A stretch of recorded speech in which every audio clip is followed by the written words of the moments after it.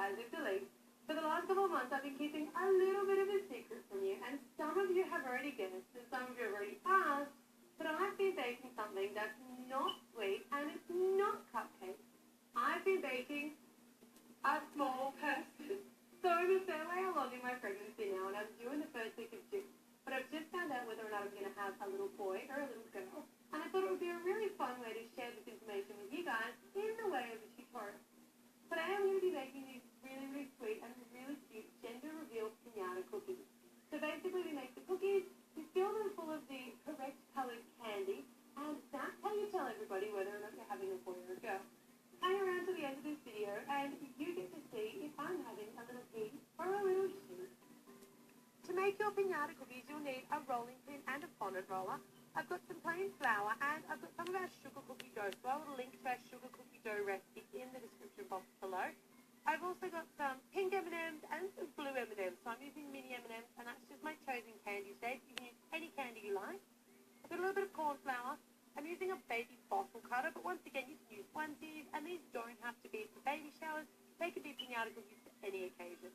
I've got a couple of piping tips. I'm really just using those as circle cutters today, so a small set of circle cutters will also do the job. Some fondant or some modelling chocolate in white and purple. I'm using a serrated edge knife and a regular knife. Some cookie icing. Now, if you don't have cookie icing, you can also use some melted white chocolate here. I've got some lemon curd. You will need some sort of a preserve, like jam or lemon curd or maybe even Nutella. Just something to stick your fondant to your cookie. I've got a small, really sharp pointy knife, a paintbrush, and a toothpick. I love these cookies as a party favour, and they're so cute on dessert tables, so I made you guys these little gender reveal gift tags to go with it. If you do want to wrap yours like you can see mine down there, put a little bit of ribbon around it with a gift tag. I've also got a baking tray with a little piece of wax paper lining it. So let's get started. Sprinkle down a really generous amount of your flour, and this is going to be so that your cookie dough doesn't stick. Your cookie dough should still be quite cool. Put some flour on the top of the dough as well as on the back, and make sure that you keep it moving as you're rolling it out, and roll it out relatively nice and thin.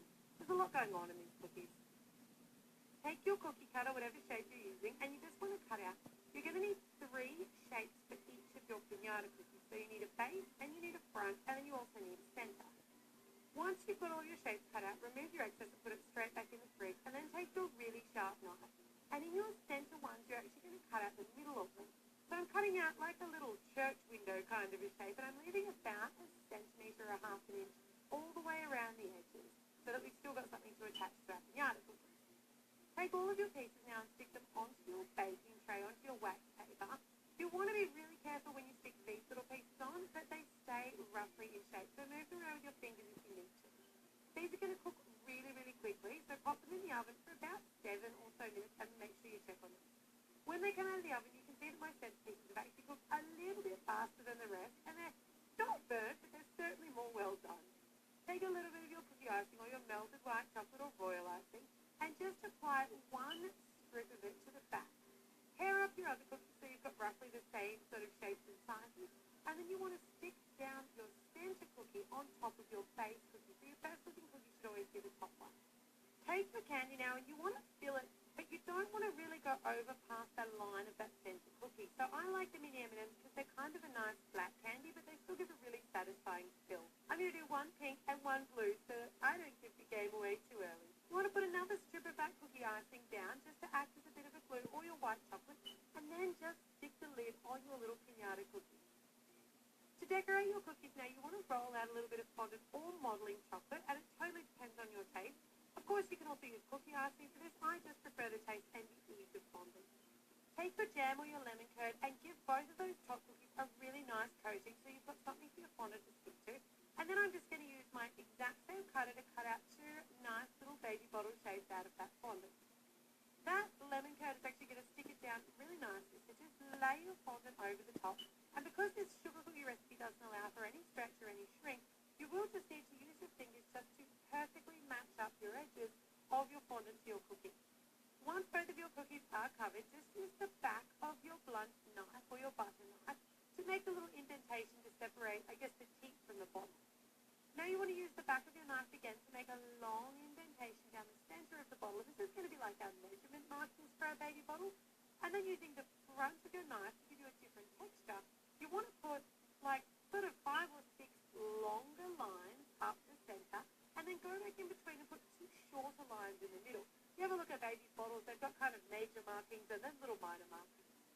Because these are gender reveal, I rolled out some purple fondant, and this is where my circle cutters, all my piping tips come in.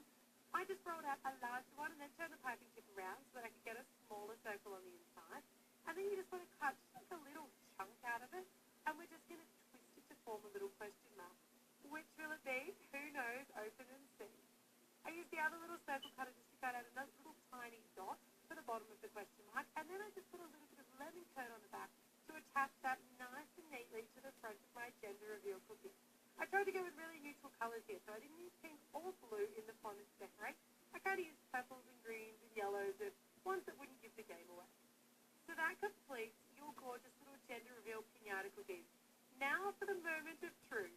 So I hope you guys love that tutorial. I had such a good time making these piñata cookies, but you wouldn't believe it. I made them both the same so you guys wouldn't know which I was having, and now I can't remember which one is pink and which one is blue. So I had to make another one. Let's split it open and see what I'm having. Well, of course I already know, but now you guys know too. I'm having another little boy. So that's my exciting news. And what a cool way to be able to share it through two of my favorite things, cookies and candy. I hope you guys will take this surprise piñata cookie idea and use it to